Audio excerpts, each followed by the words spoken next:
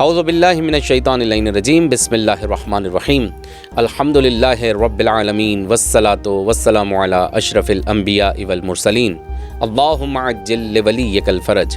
عزیزان گرامی قدر، آج پھر ایک اور کیوں کے ساتھ آپ کی خدمت میں حاضر ہوئے ہیں۔ سوال یہ ہے کہ اللہ تعالیٰ جب قادر مطلق ہے، وہ ہر چیز پر قدرت رکھتا ہے، تو ایک اور اللہ کو کیوں نہیں بناتا یا کیوں نہیں بنا سکتا؟ یہی سوال امیر کائنات مولا مشکل کشا حضرت علی علیہ السلام سے ہوا تھا کہ اللہ ایک اور اللہ کو کیوں نہیں بناتا۔ مولا نے پوچھا کہ تم ایک اور اللہ کو کیوں چاہتے ہو؟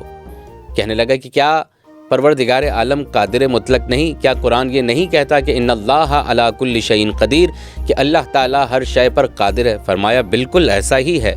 کہنے لگا کہ اگر ایسا ہے تو وہ جب قدرت بھی رکھتا ہے ایک اور اللہ کو بنا دے۔ فرمایا کہ اگر اللہ ایک اور اللہ کو بنا دے تو اس کے لیے کوئی مشکل نہیں، کیونکہ وہ خالق ہے۔ لیکن بات پھر وہیں پر آئے گی کہ تم اللہ کسے کہو گے، کیونکہ اللہ کی کوالٹی یہ ہونی چاہیے کہ اللہ خالق ہو، اللہ واجب الوجود ہو۔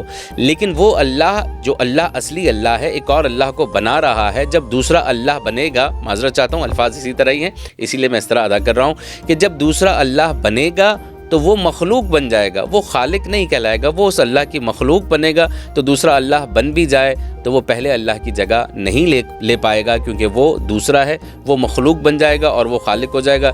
جب اس نے مخلوق ہی بننا ہے تو اللہ کی مخلوق میں بہت کچھ ہے، اللہ کے ہونے کی کیا ضرورت ہے؟ امیدوار ہوں کہ یہ جواب ہم سب کے لیے مؤثر اور مفید رہا ہوگا۔ اپنی دعاؤں میں یاد فرمائیے گا۔ السلام علیکم ورحمۃ اللہ وبرکاتہ۔